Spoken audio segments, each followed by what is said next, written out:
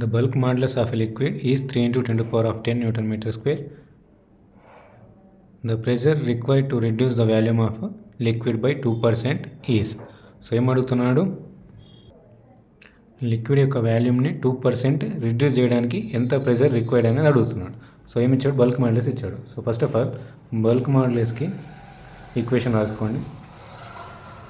Bulk modulus B equals to minus delta P divided by delta V by V.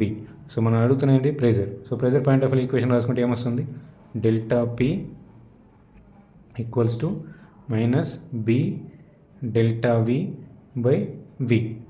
So volume అనేది reduce అవుతుందని మాట్లాడుతున్నాడు. So reduce అంటున్నాడు కాబట్టి దీన్ని minus తీసుకోవాల్సి ఉంటుంది. సో మైనస్ మైనస్ ఏమవుతుంది, ప్లస్ అవుతుంది.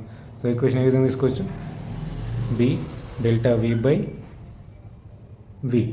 సో బల్క్ మాడ్యులస్ ఎంత ఇచ్చాడు మనకు జనరల్లీ ఇక్కడ ప్రాబ్లంలో, 3 into 10 to the power 10.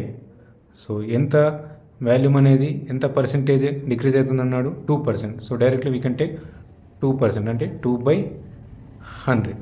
So దీని నుంచి ఎంత ప్రెజర్ రిక్వైర్డ్ అవుతుందో మనం ఫైండ్ అవుట్ చేస్తాం. So 3 into 2 6 into 10 to the power 10, ఇది 10 స్క్వేర్ కాబట్టి 10 స్క్వేర్ పైకి తీసుకొస్తే ఏమవుతుంది, 10 to the power -2 వస్తుంది. సో ఫైనల్గా what is the answer, 6 into 10 to the power 8 Newton per meter square. Option 3.